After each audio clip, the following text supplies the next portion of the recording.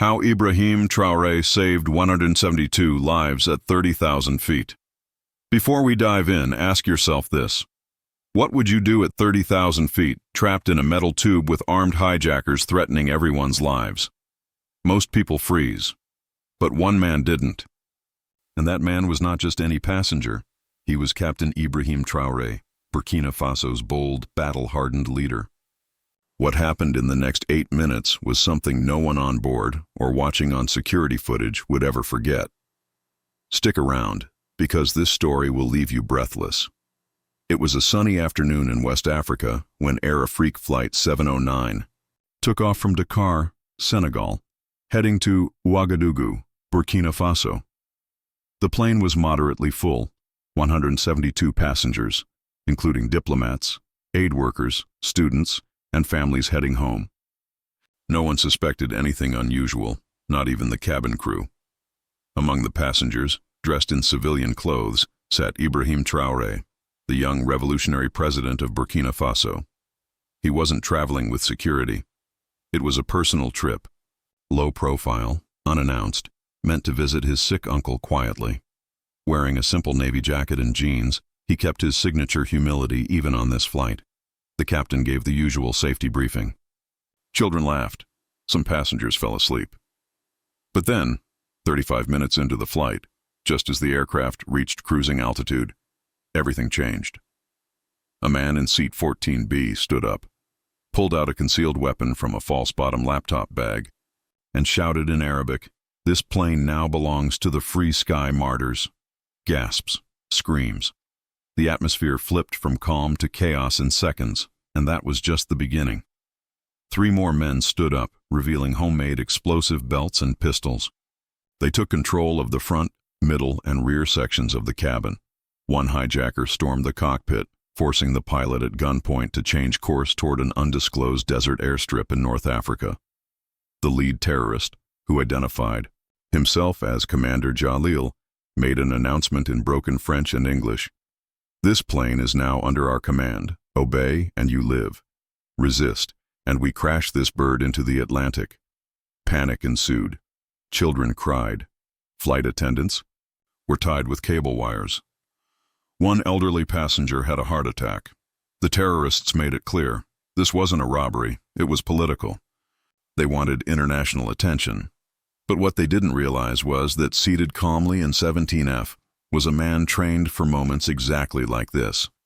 President Ibrahim Traoré, a former artillery officer and national hero who had stared death in the face more times than he could count. As passengers wept and the terrorists barked orders, Ibrahim slowly observed every detail: positions, weapons, weak spots. The hijackers thought he was just another passenger. They had no idea who he really was, but they were about to find out. Ibrahim knew that a single misstep could cost lives. The plane was fragile. Gunfire or detonation could rupture the pressurized cabin. This wasn't a battlefield, it was a pressure cooker 30,000 feet in the air. So he started small. He whispered to the woman next to him, a nurse, asking for a hairpin and a small mirror from her bag. She didn't ask questions, just obeyed. Traoré discreetly used the mirror to check the hijackers' positions without turning his head. He noted one thing: their formation was sloppy. Only one terrorist controlled the cockpit. The others patrolled lazily. He used a napkin to write short, coded messages. He slid one under a juice tray to a former UN peacekeeper sitting 2 rows back. The note read, "Help coming. Wait for signal. Seat 17F." In just 15 minutes, Traoré had created a silent resistance network among 4 passengers: 2 veterans, 1 off-duty Nigerian officer, and a former Olympian. All were strategically seated, but Traoré knew the most critical step was neutralizing the cockpit hijacker. Without control of the plane, nothing else mattered. He asked for one more thing: a spoon. The flight attendant, who was secretly part of his makeshift plan, brought it. It was time. The signal was coming. The signal came in the form of a sudden, loud sneeze from the Olympian, who intentionally knocked over a service cart near the rear door. In that moment of distraction, Traoré launched forward like a bullet. He jammed the spoon into the side of the nearest hijacker's throat, taking his gun as he collapsed. Gunshots rang out, but they didn't come from the hijackers. The off-duty officer had already taken down another one with a concealed blade. Chaos exploded inside the cabin. Screams, scuffles, and shouting.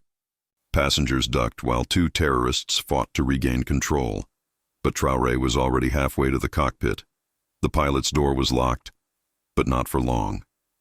The former UN peacekeeper used a fire extinguisher to bash it open. Inside, the last hijacker held the pilot at gunpoint until Traoré tackled him to the floor with brute force, disarming him with a single strike to the jaw. The cabin descended into near silence. The hijackers were restrained. The passengers began to realize they were safe. It took 8 minutes. Minutes of focused bravery, teamwork, and the instinct of a soldier who had once ousted a coup back home.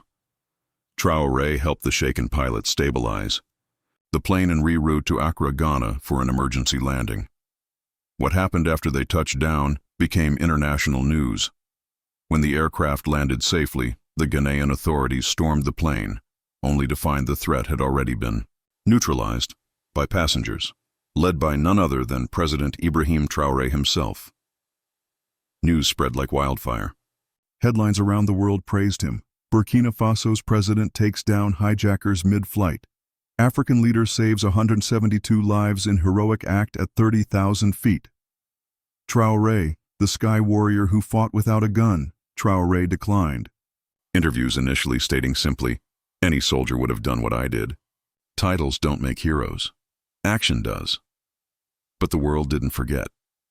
He received global recognition, including commendations from the UN, AU, and several foreign governments.